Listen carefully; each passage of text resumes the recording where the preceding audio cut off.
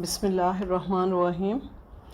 Dear students, our next topic about utilitarianism is John Stuart Mill. We have already discussed about Jeremy Bentham as a utilitarian thinker. Next most important utilitarian thinker is John Stuart Mill. Period of John Stuart Mill was 1806 to 1873. John Stuart Mill was a most famous and popular philosopher in the history of Western political thought. If we examine his early life, then we find out that his educational career started with the study of Greeks, and he also very interested in other subjects such as algebra, philosophy, chemistry, economics, and history. His major interest was in history.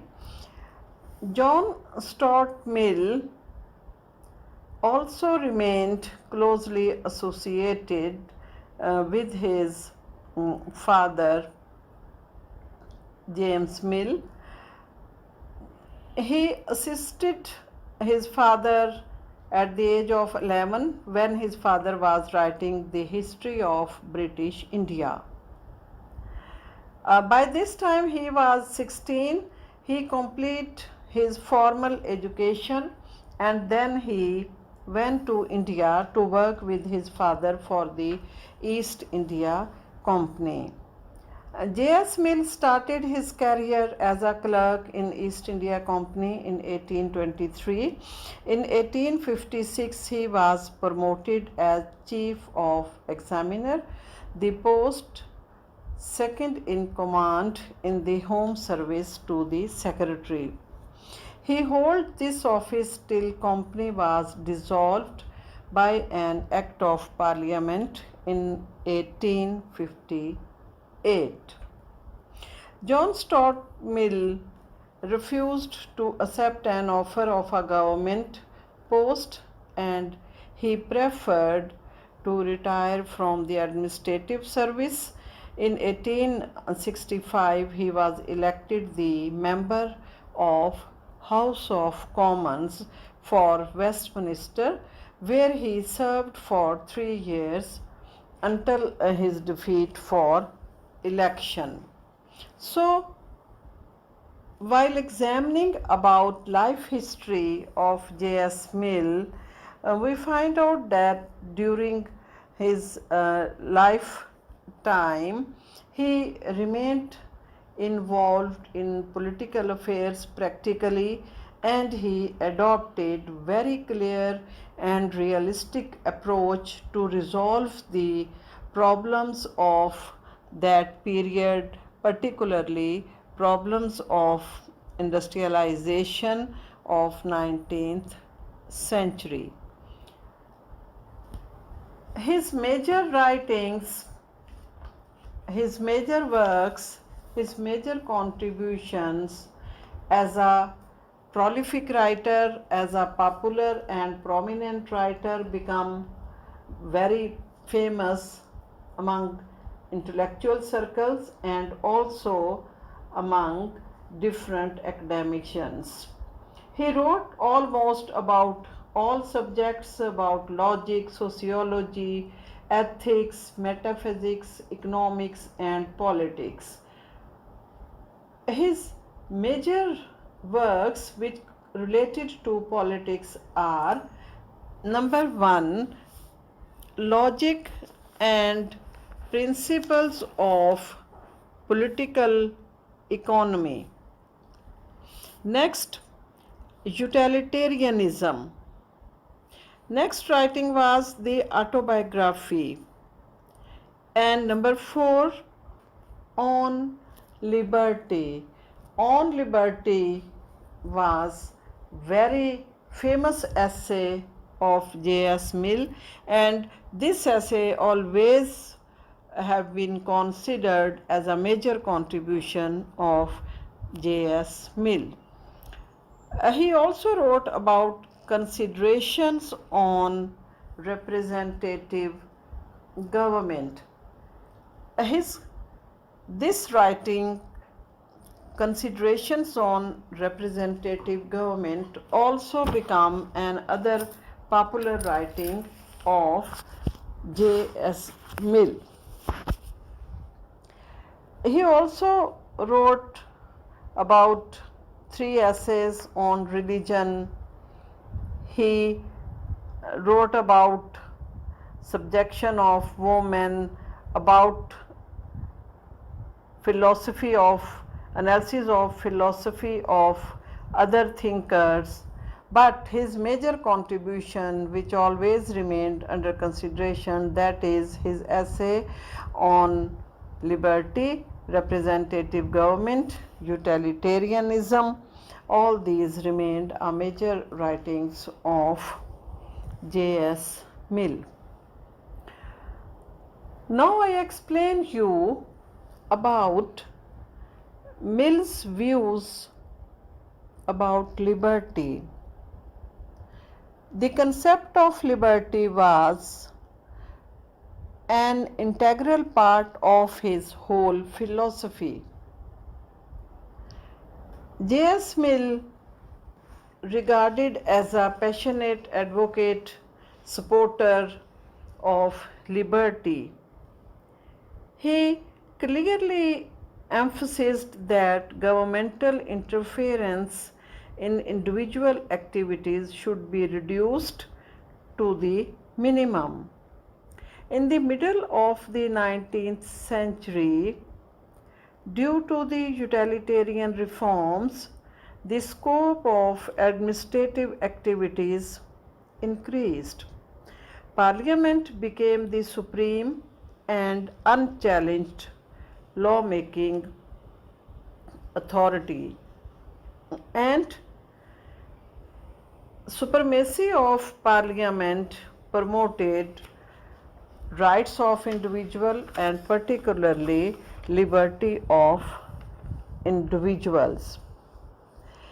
He believed that liberty was a prime factor for the development of society.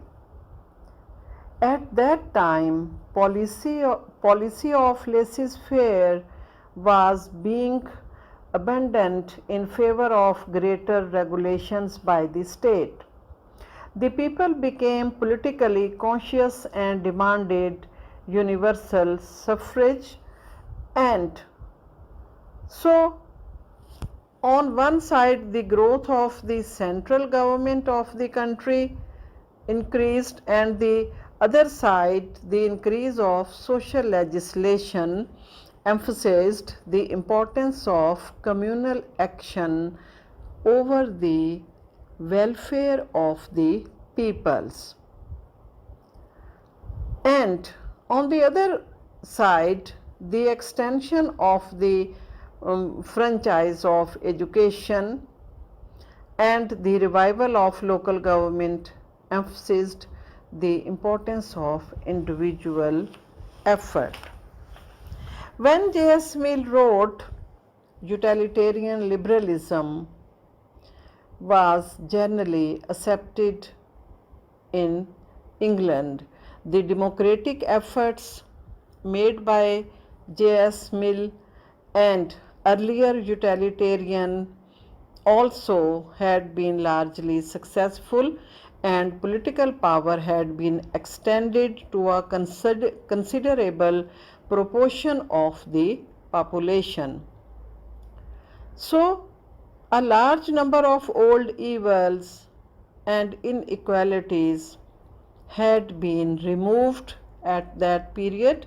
In this process, some of the dangers of democracy became visible, and the tendency toward state centralization led political theory to the scope of the state activities and to the liberty of the individual. At that period, J.S. Mill was recognized as a leader of utilitarian circles, and he became most famous utilitarian thinker.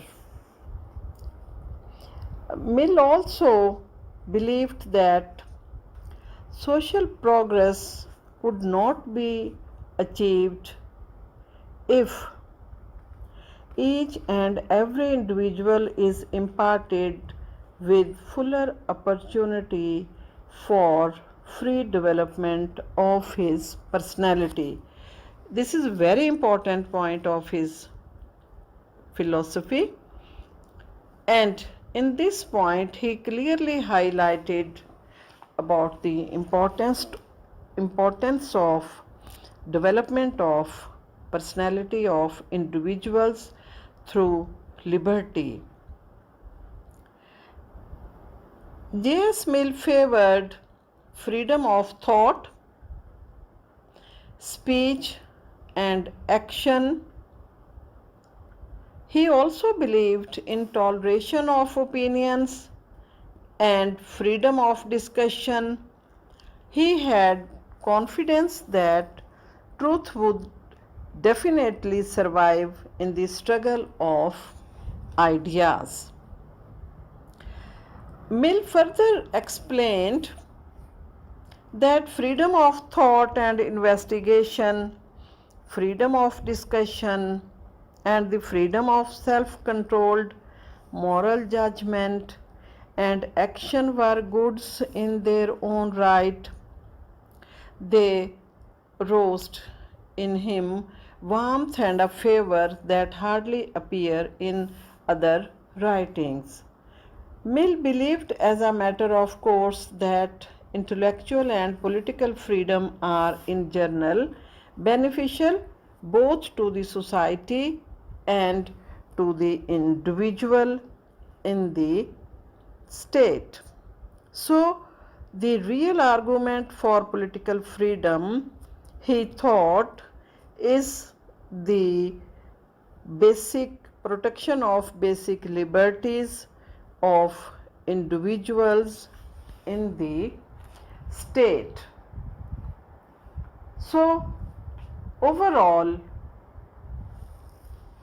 J.S. Mill highlighted that moral convictions and to take the responsibility for making them effective are more the ways in which responsible human beings are produced, and all these can be achieved through the basic rights and basic freedom of the peoples. During this discussion, we find out many aspects of liberty regarding the development of individuals' freedom. But Mill also imposes basic limitations on the liberty. Number one, the individual was not at liberty to do any harm to his fellow beings. Number two, he must share labors and sacrifices to secure the society or individuals against harm. So, overall, J.S. Mill pleads for certain freedom for the individual, without which he cannot develop his personality properly.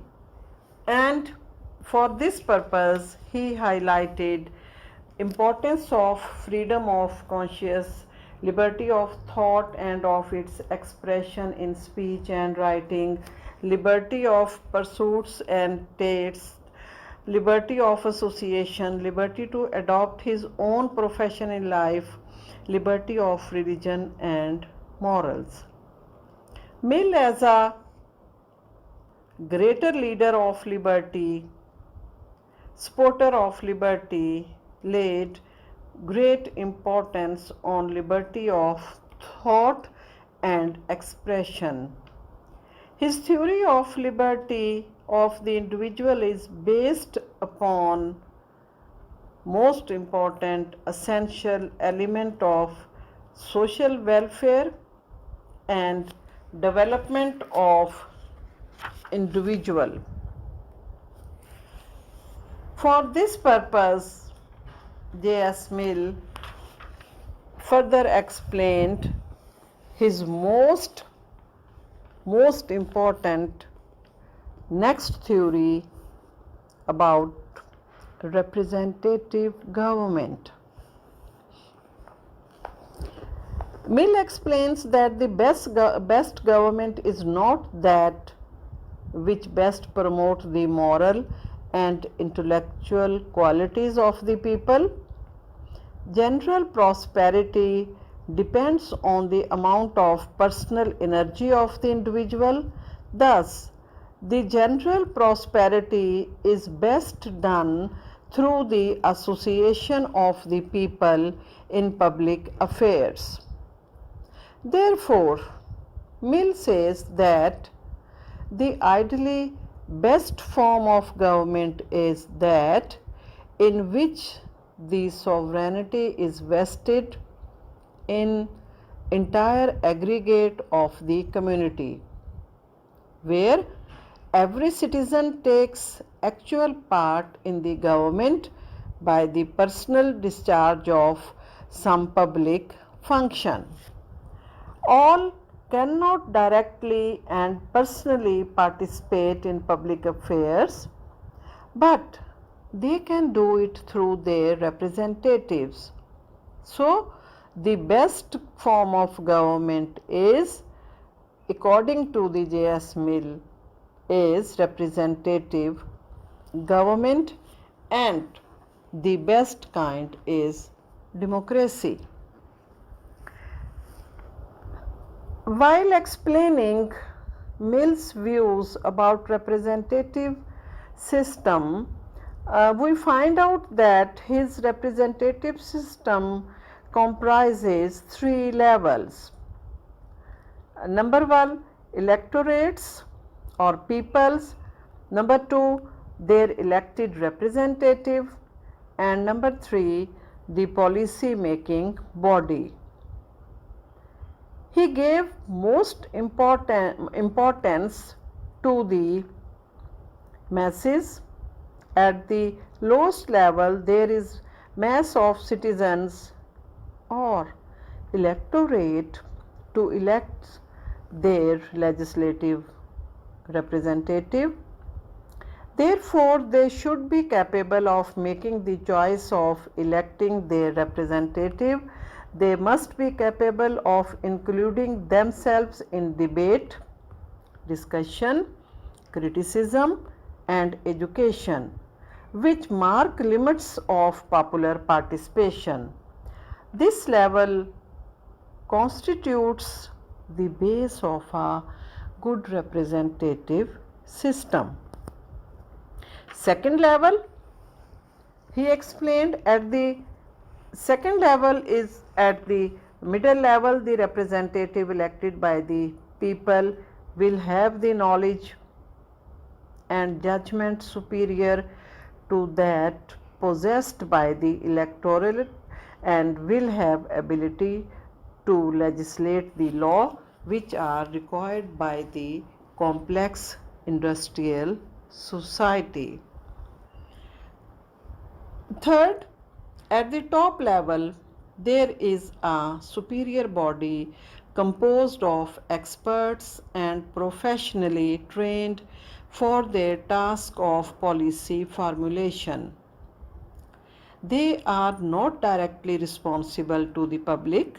They should not be permitted to enact legislation on their own authority, but their greater ability enables them to legislate better than the electorate and the people's representative in the interest of the people. It is their duty to submit legislative proposals to the elected representatives who, after debating and questioning member of the policy body, can ratify or reject the policies offered to them for their considerations. So, J.S. Mill's three-level functioning of representative government always remained very important in the concept of democracy and promotion of democratic values. He further explained that the elected representative possess the authority to remove the member of the policy making body as they may themselves be removed by their electorate. However, the power of removal may be misused by the people or by the representatives, but it is necessary to retain the element of responsibility, otherwise, the democratic principle, the democratic spirit is destroyed. While discussing about representative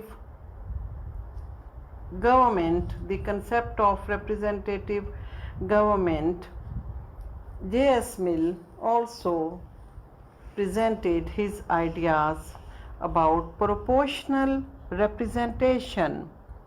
Proportional representation is also another most important contribution of J.S. Mill at that period. In a representative democracy, the majority party succeeds in securing a large number of seats in parliament in proportionate its number of votes, and the minorities always suffer from underrepresentation. We are discussing very important point that basic purpose of J.S. Mill to promote his views about proportional representation was to protect the interest of the minorities and gave them due share of representation in the parliament. Mill supported the system of proportional representation. It is a system of single transferable vote first proposed by Thomas Hare. Mill was in favor of public vote and was against the vote by the secret ballot as it was wrong in principle. The secret ballot emphasizes the idea that suffrage is a personal right rather than a public trust. It is used for personal advantage instead of general good. Mill did not express his opinion about monarchy, but he considered the second chamber or House of Lords in Britain as a useful body for drafting bill because of its superior legal ability. He was against the legislature or representative assembly assuming and performing the function of governing and administrating directly. Its real function was to watch and control the government, to throw light of publicity on its acts, to compel a good exposition and justification of all of them when any body considered questionable. So, the representative assembly, according to J.S. Mill, can play the role of a committee of grievances and a congress of opinion. Its proper functions are discussion, deliberation, supervision, and control. The parliament should confine itself to the supervision and control of the executive and leave the administration to the latter. This would combine administrative efficiency with popular sovereignty. During this discussion, we can very clearly find out that John Stuart Mill's writings were reflection of the problems, issues that grew out of the rapidly developing industrialism and democracy of England in the middle years of the 19th century. These problems had not been so clearly defined for Bentham and the philosophical radicals, and they had placed their hopes for improvement in a political democracy which strongly emphasized middle class control and the laissez-faire economics. These hopes were largely fulfilled, although not in the lifetime of the early liberals, but contributions of utilitarian thinkers, particularly J.S. Mill, promoted and highlighted liberalism and ideas of regarding democratic values, regarding democratic system, regarding the representative system, regarding the protection of the liberty of the peoples. During this discussion, next most important point is that after examining different aspects of his philosophy, we find out that J.S. Mill was at a time both individualist and collectivist. So he played his role also an individualist thinker and also a collectivist thinker. His ideas were determined to promote a representative system and liberties of the peoples for the grooming, for the development of their personality, and he also explained his views in a very clear way on his essay on liberty, and that was considered his greatest work. Now I conclude this topic by examining different contributions of J.S. Mill. As I have earlier explained you that J.S. Mill was leader of liberalism, champion of liberalism and individual liberty. He was of the opinion that men should have freedom to express their opinion not because they have natural rights to do so, but because the greatest happiness of greatest number will be achieved in this manner. He not only regarded freedom as a means to happiness, but as an end of itself. In this regard, he differed from Jeremy Bentham, utilitarian thinker. J.S. Mill also differs earlier utilitarian thinkers by explaining his views about moral community. For him, moral community is one in which human dignity is respected, and moral community is made up of free and moral individuals. So, freedom and morality have close relation, they go hand in hand, they are interrelated, one is not possible without other. J.S. Mill was also a great feminist like Plato. And practically, he pleaded that cause in the parliament. He believed for the equality of women for the benefit of the state. He raised the voice for family suffrage. He was the first utilitarian thinker who started movement for the universal adult suffrage including women through the system of proportional representation. This can be considered a major contribution in the history of Western political thought. J.S. Mill was against despotism and he was a great supporter of democracy. He was of the view that democratic outlook is a matter of habit and the democratic system is much better than dictatorship.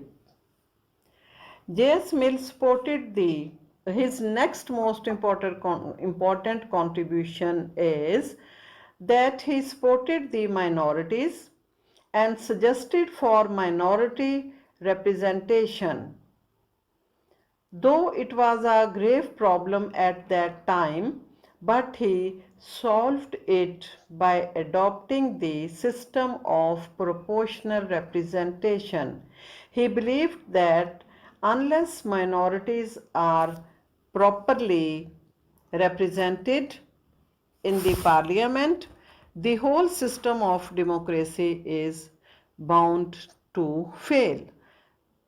So, he was a true and real supporter of democracy. He also supported the upper house, therefore he recommended for a second chamber which was a useful body of drafting bill because of its superior legal ability. He believed that final legislative authority should rest with the House of Commons of Britain, and at the same time he assigned the task of drafting the bills to the House of Lords. Last point of concluding remarks is that J.S. Mill also highlighted qualitative player of individual in the society instead of quantitative player, unlike Bentham. The conception of quantitative player had debased and degraded utilitarianism. By giving it qualitative aspect, Mill has raised the status of utilitarianism, utility, and individual liberty at that period in intellectual circles, among political thinkers, among politicians, and J.S. Mill's theories practically adopted because he adopted realistic theories, realistic views in his philosophy. His major contribution also his views about that circumstances, that environment of industrialism and problems of that period clearly highlighted by the J.S. Mill. So, Mill was not only utilitarian but also a liberal thinker. If we make a comparison between J.S. Mill and Bentham, then we can find out many basic differences of both utilitarians, but basic purpose, basic theme,